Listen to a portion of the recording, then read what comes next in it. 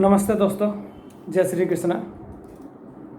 दोस्तों, कभी कभी ज़िंदगी आपको इतने सब मौके दे देती है कि आपको समझ नहीं आता है कि ये सही है या वो सही है। मेन समझो, ये डिसीजन बराबर है या वो डिसीजन बराबर है, आदमी वही उलझन में फंसा रहता है।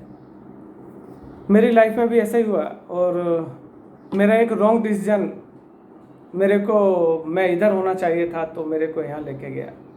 वो क्या डिसीजन था मैं आपको आगे डिस्कस करूँगा, बताने वाला हूँ। आपको लास्ट वीडियो में मैंने बताया कि कैसे मैं राधा कृष्ण दमानी जो डीमार्ट के ओनर हैं उनके साथ जुड़ा था 2001 के बाद से। और वो टाइम में मेरा अपना बाज़ार में भी सब काउंटर थे और अपना बाज़ार में मेरे कैसे बड़ा लॉस हुआ, कैसे मेरा इतना सब लाखों रुपए डूबा था, वो मैंने अपनी लास्ट वीडियो में आपको बताया है। तो आप देख सकते हैं, अगर पीछे आपको मालूम करना है कैसे क्या हुआ था। अभी हम आगे की कहानी आगे बढ़ाएंगे।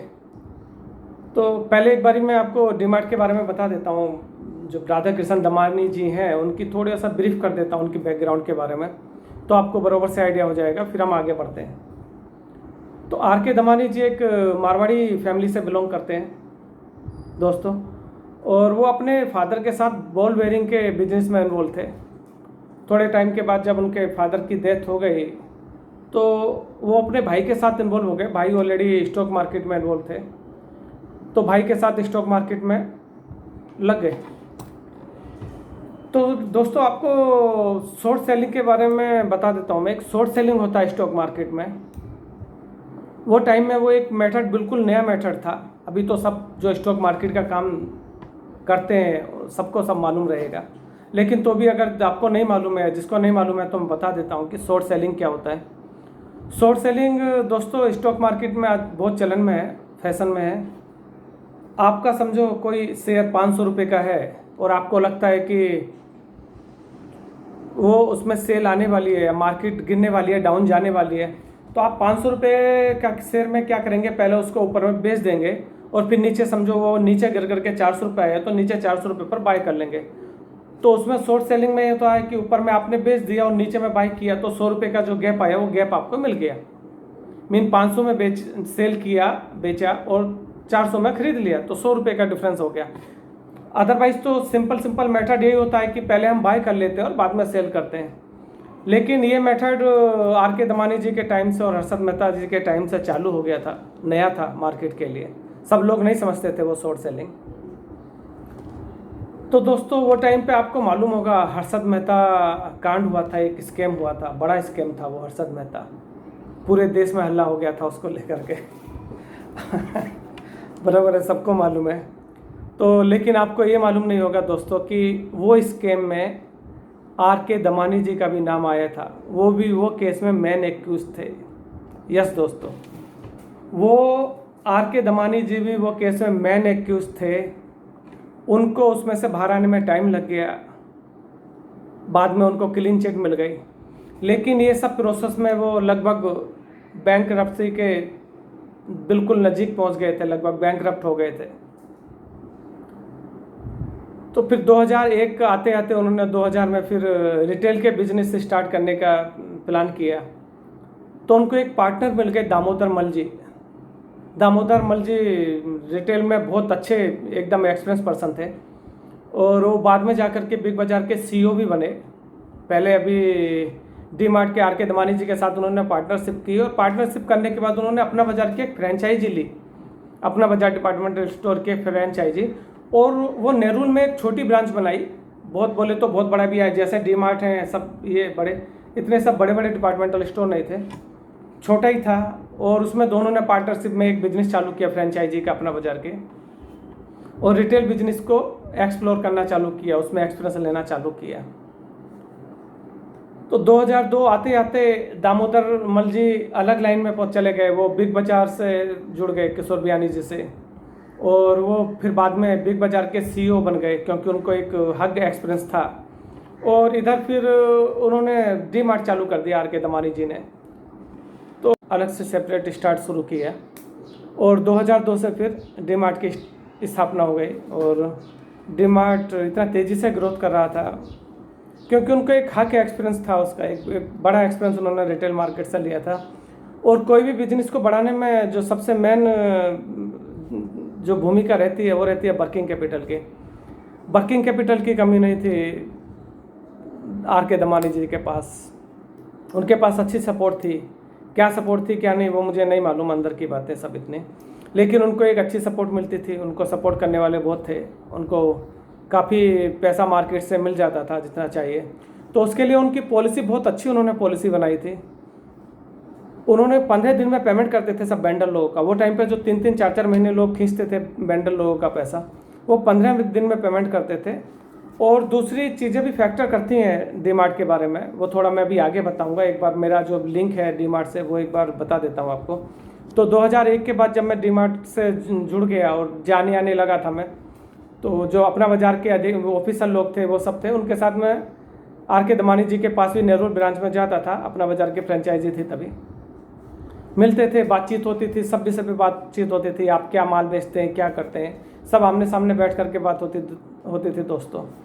धीरे धीरे सब ये बढ़ने लगा, वो सब हो गया। और आपको मालूम है 2005 में फिर मेरा जो अंधेरी में अपना बाज़ार में ये सब हुआ नुकसान, तो वो लास्ट वीडियो में मैंने सब बताया कैसे क्या हुआ। उसके बाद से मैं फिर जो मेरा वो पुराना कॉन्सेप्ट का बिजनेस था वो मैंने चेंज किया और फिर मैं सप्लाई में थोड़ा आ गया और डीमार्ट और मैग्नेट मॉल और ये सबको सप्लाई करने लगा डायरेक्ट। तो आर के दमानी जी से मेरी पहले से पहचान थी, तो वो लोग सप्लाई ले में मतलब अच्छे से मेरा उनके साथ रिलेशन बन गया। और फिर धीरे धीरे उन्होंने फिर एक बार मेरे को 2005-06 के आसपास में मेरे को एक अच्छा ऑफ़र दिया कि भाई आप हमसे क्यों नहीं जुड़ जाते हैं, बोले आप हमारे साथ जुड़ जाओ। तो लेकिन वो टाइम पे मेरे को दिमाग में था कि मुझे इंडिपेंडेंट बिजनेस करना है और मुझे किसी की नौकरी नहीं करनी है। तो वो मेरा एक रॉन्ग डिसीजन हो गया दोस्तों। रॉन्ग डिसीजन इसलिए हो गया क्योंकि मैं बिज़नेस में इतनी ग्रोथ नहीं कर सका जहाँ मुझे चाहिए था, जो लेवल मुझे बिज़नेस में होना चाहिए था। लेकिन आर के दमानी जी की मल्टीपल ग्रोथ हुई है और उनकी ग्रोथ के साथ जो उनके जुड़े हुए लोग थे, एक किस्सा मैं बताता हूँ आपको। उनके परचेज में एक राजू जैन थे जो देखते थे, विराट से आते थे, वो लोकल ट्रेन से लटक के आते थे वो टाइम में। और परचेज मैन उनका वही देखते थे डीमार्ट का, और जब अपना बाज़ार की फ्रेंचाइजी थे नेहरू में, वो टाइम में भी वही उनका परचेज का सब डील करते थे। तो आज वो कंपनी के 22 प्रेसिडेंट हैं। हाँ दोस्तों, वो करोड़ों के मालिक हैं। तो इसके लिए मैंने वो जो अपॉर्चुनिटी थी वो मिस की आज, वो उसके लिए मैं थोड़ा तो गिल्टी हूँ, मैं ऐसा नहीं कह सकता। और वो टाइम ऐसा भी था दोस्तों, अपना बाज़ार का वहाँ से फॉल डाउन होना चालू हो गया था, क्योंकि कंपटीशन में बिग बाज़ार और डीमार्ट और मैग्नेट मॉल और इस तरह के काफ़ी कंपटीटर, जो अच्छे कंपटीटर बोलूँगा मैं, जिनको पूरा मार्केट कैसे कैप्चर करनी है क्या था, वो आता था। और अपना बाज़ार अपने पुराने वही उस पर चल रहा था, ट्रेंड पर ही। तो वहाँ के जो एम्प्लॉय थे, मुझे मालूम है डीमार्ट में बहुत शिफ्ट हुए, मतलब अकाउंट्स में बहुत लोग आए और सेल में बहुत लोग आए, परचेज में बहुत लोग आए, मतलब अपना बाज़ार से काफ़ी स्टाफ डीमार्ट में गया है। तो वो हिसाब से ऐसा था। तो वो टाइम में मैं आपको बता रहा था डीमार्ट और मैग्नेट में मेरी काफ़ी अच्छी सप्लाई थी। तो अच्छी सप्लाई थी मेरी, लेकिन डीमार्ट तक मैंने 2009 तक अपना बाज़ार डीमार्ट को और मैग्नेट मॉल को काफ़ी सप्लाई किया। लेकिन 2008 के बाद 2009 आते आते क्या हुआ, जो मैग्नेट मॉल था वो भी बैंकरप्ट हो गया। वो भी पहले स्टार्टिंग में उसकी अच्छी सेल थी, अच्छी सेल बोले तो मेरे को पेमेंट से लेना देना था, पेमेंट अच्छी मिलती थी टाइम पर। डीमार्ट भी 15 डेज में पेमेंट देता था और मैग्नेट मॉल भी 15 डेज में पेमेंट अपने को मिल जाती थी काउंटर पर, अपने को कोई टेंशन नहीं थी। लेकिन 2009 आते आते जो मैग्नेट मॉल था उसकी पेमेंट फंसनी चालू हो गई और हम वेंडर लोगों को तकलीफ देनी चालू हो गई। धीरे धीरे मालूम लगा कि शायद से कि मैग्नेट मॉल ने सत्यम जो कंप्यूटर था वो टाइम में डूब गई थी कंपनी, कि उसमें काफ़ी मोटा इन्वेस्टमेंट किया हुआ था, तो उसकी वजह से कंपनी अभी मैग्नेट मॉल बैंकरप्ट हो गई है।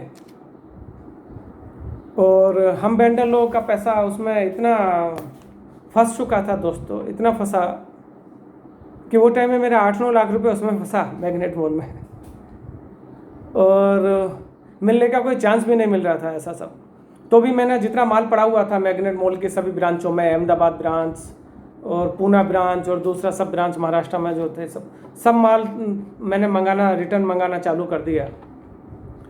क्योंकि वो जो परचेज में देखते थे उन्होंने मेरी हेल्प की, मार्केट में ही वो मेरे पहचान में से थे। तो उन्होंने बोला कि आप एक बार ये करो कि एक बार जो आपका माल है वो एक बार आप ये कर लो, अपने कब्जे में ले लो, और तो क्या बाकी पेमेंट के लिए अपन बाद में देखते हैं क्या होता है क्या नहीं, लेकिन आप एक बार ये करो। और दोस्तों उसके लिए फिर मैंने अहमदाबाद में एक अपना आदमी को भेजा, अहमदाबाद से माल पैकिंग करके मंगाया, पूना से मंगाया, उधर से सब मैंने पहले अपना जो भी माल फंसा हुआ था वहाँ वो मैंने वापस लिया। लेकिन उससे मेरे अंदर नेगेटिविटी क्या आ गई दोस्तों कि अभी आज मैग्नेट मॉल तकलीफ में आया है, कल को डीमार्ट भी आ सकता है। अभी क्या होता है आपके साथ भी, आपने 2 कंपनी के शेयर लिए हुए हैं और एक कंपनी बंद हुई। अभी जैसे अनिल अंबानी जी कंपनी जो कभी 2-2, 2.5, 3-3 हज़ार रुपये का शेयर चलता था, Reliance capital, Reliance infrastructure, RCom 400, 500, 600 रुपये पे, वो 2-2 रुपये, 5-5 रुपये, 10-10 रुपये पे शेयर आ जाते हैं। तो आपको क्या लगता है कि वो कंपनी डूब गई तो इसमें भी मेरे को तकलीफ नहीं आ जाए? तो मैंने डीमार्ट से भी थोड़ा हाथ खींचना चालू कर दिया और सप्लाई कम कर दी उधर भी करना। तो क्योंकि मेरे पास अपॉर्चुनिटी थी, मैं ऑलरेडी एमजे मार्केट में बैठता था। एमजे मार्केट में मेरे पास काफ़ी बायर्स आते थे ऑलरेडी, डायरेक्ट बायर्स, कैश लेकर के, पैसा लेकर के, और मैं मेरा एकदम कम्पिटिटिव रेट पे मैं ऑलरेडी सब अपने प्रोडक्ट देता था। और क्वालिटी कंट्रोल मैंने शुरू से मेंटेन किया है दोस्तों अपने प्रोडक्ट में, वो आज भी मेंटेन है। आज भी मेरा मोनोपोली से ही सेल होते हैं जो भी प्रोडक्ट हैं, और बहुत अच्छे से मैं भी आज भी संभाल रहा हूँ। थोड़ा ये पेंडेमिक पीरियड आया तो इसमें थोड़ी सी तकलीफ ज़रूर आई है, लेकिन अभी भी मेरे पास फ़ोन आते हैं, कंटिन्यू डिमांड आती है कि सेट ये चाहिए सर, ये चाहिए, वो चाहिए। तो अभी जाने आने का थोड़ा मुश्किल हो रहा है, तो अभी चालू हो जाएगा एक बार तो मुझे मालूम है फिर से मेरा बिजनेस में वही बूस्ट आ जाएगा और कोई तकलीफ नहीं आने वाली है। दोस्तों आपको मैं बहुत जल्दी सब कुछ ऐसा भी सब बताने वाला हूँ कि कहाँ से आप कौन सा धंधा करके आप अच्छा बिजनेस कमा सकते हैं या ज़्यादा अच्छा मार्जिन कमा सकते हैं, और इजीली आपको कोई भी धंधा करने में तकलीफ नहीं आए, वो सब एक्सपीरियंस मैं आपके साथ शेयर करूँगा। तो देखते हैं धीरे धीरे आगे मैं जैसे 1-2 वीडियो, 2-4-5 वीडियो और आगे मैं आपको उसमें सब एक्सपीरियंस आपको मिल जाएगा मुझसे जुड़ा हुआ। और कुछ ऐसे फ्रेंचाइजी और कुछ ऐसे मैं आपको बिजनेस बताने वाला हूँ आगे में, जिनसे आपको काफ़ी अच्छा फ़ायदा होगा और काफ़ी अच्छा आप बिजनेस कर सकते हैं दोस्तों। तो जुड़े रहो मुझसे और मेरे चैनल के साथ। लास्ट में दोस्तों मैं यही कहूँगा कि आर के दमानी जैसी जो सादगी मैंने उनके अंदर देखी, वो हमेशा वाइट एंड वाइट में ही रहते थे। White slipper, white pant, trouser, white shirts, और बहुत सीधे साधे। आप उनको पहचान भी नहीं पाएंगे अगर सामने से आपके निकलेंगे कि ये इंडस्ट्रियलिस्ट टॉप 10 में उनकी गिनती है। वो टाइम में भी उनका अच्छा नाम था स्टॉक मार्केट में, जब मैं मिलता था। टॉप 10 में नहीं थे, लेकिन एक बड़े इंडस्ट्रियलिस्ट में तो उनकी गिनती होती थी। बड़े स्टॉक ब्रोकर के हिसाब में उनको पूरा शेयर मार्केट जानता था, पहचानता था नाम से।